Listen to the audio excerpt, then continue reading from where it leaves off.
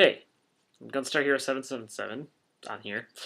But for now, you can know me as the Genesis guy. I'm gonna start doing a series of videos about every Genesis game I possibly can. See, I grew up with Sega Genesis. That was the first real game system that I ever really played as a kid. And I've grown very fond of it. And now I have the money and ability to finally actually get all of the games I never got to play as a kid or didn't own as a kid. And I finally get to be the cool kid with a Sega CD and a Sega 32X. Which may be bad or good, we'll find out. But I want to look at all of the underrated classics, all of the, games that we all remember, and some of the shit too, because why not? It's fun that way. But for the first one, I have to start off with the game that I think I still love the most, that isn't Sonic or any of those big Sega franchises like Echo or all that. And that's Eternal Champions, a fighting game released in 1992 to capitalize on the popularity of Street Fighter and Mortal Kombat. But what you may not know is this game did a lot of things that other fighting games now consider to be staples before it was ever a thing.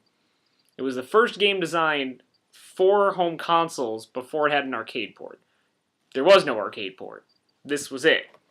There wasn't, an arcade version to port down from. They made this from the ground up as a Genesis game.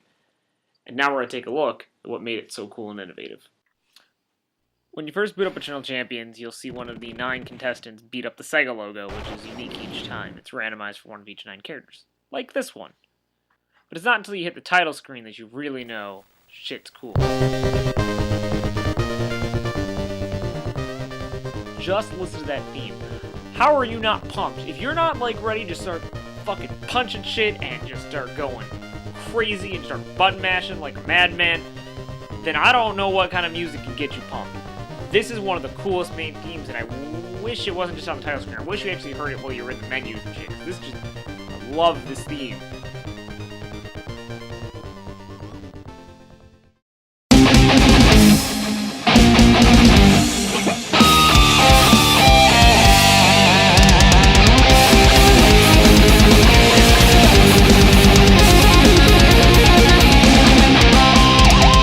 Eternal Champions is a basic 6-button fighting game in the same style as Street Fighter II, with 3 types of kicks and 3 types of punches. It was one of the games Sega used to push the sale of the newly made 6-button controller, which the game was designed for. The controller's design would later go on to be the standard controller for the Sega Saturn, and is considered to be one of the best controllers for fighting game that has ever been made. The game could run using the normal 3-button Genesis controller, but using this, you would have to hit the start button to switch between kicks and punches, which made the game significantly harder to play and is a less desirable way to play it. The game's specials are done in a more convoluted way than most normal games, not utilizing quarter circles, but utilizing charge moves and using multiple button combinations. There's also a special meter, a yin-yang symbol in the top corners, that disappears the more you use special moves, which can eventually cause you not to be able to use special moves at all, to avoid matches involving projectile spams and to try to make it a more strategic play. However, the system was easy to abuse, and you could just as easily guard and recharge the meter, among other things.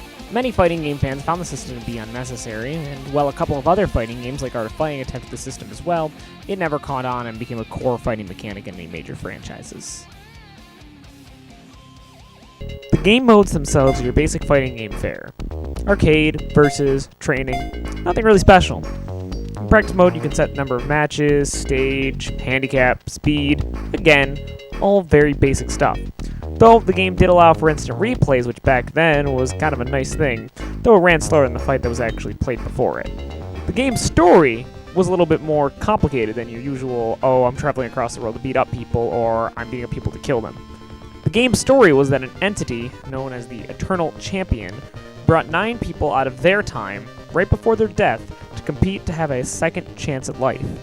The reason being was that their lives were destined to do great things, and while each on their own didn't have a large impact, losing all 9 of these people was going to send the world into chaos and a possible darkness from which it could never return. So the Eternal Champion brought them out to have them compete for a chance to change the future, but he only could allow 1 to return, so he had to find the strongest, the one with the best chance of success. Now, to back that up, the game had an insane cast of characters to match this, including Larson, a 1920s gangster, Rax Coswell, a cybernetically enhanced boxer from the future, Shadow, an assassin from the present day, corporate assassin, Slash, a caveman, and others as well. One of the best things about the game is that each character was very well fleshed out, felt very unique next to the others, even if they had many similar specials, though they were very unique in comparison to most fighting games as well. Obviously, with Street Fighter, you had Ryu and Ken, who were almost clone copies, and you had Scorpion and Sub-Zero, who were very similar in design, not necessarily in strategic use or actually being played, but as far as their looks and everything, they were similar. But this game, every character felt super unique and different, and that just gave you more reason to want to play all the different characters. Now, a quick fun fact. Bone Thugs and Harmony actually sampled this song for one of their own songs, called Eternal. It's a tribute to the game they sampled from. Take a listen. Where you from, nigga? Straight from the motherfucking land of the hogs. 5 true thugs from the double Now let's listen to the block. original again.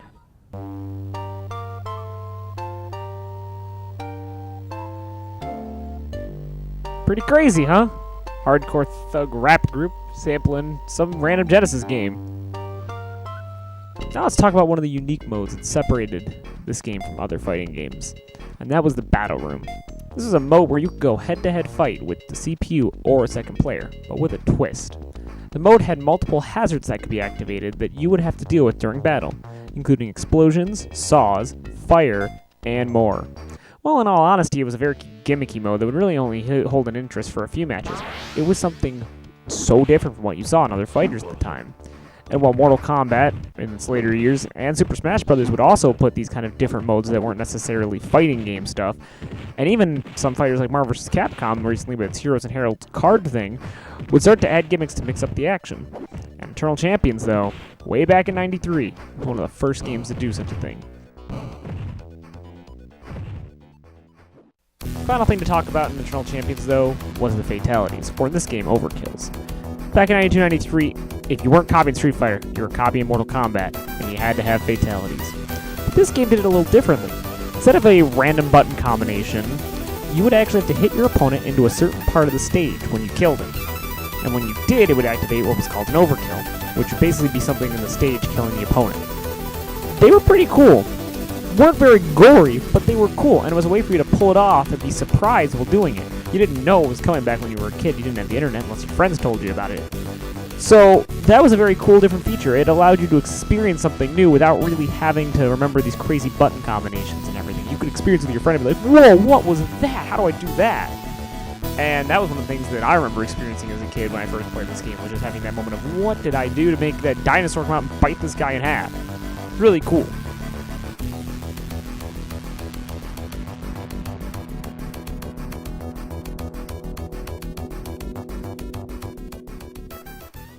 So as you can see, Eternal Champions was a, if not crazy, a good fighting game for its time. Does it withstand the test of time? It sort of does. It was still kind of fun to play this game finally again at an older age and be able to actually, do more than just button mash.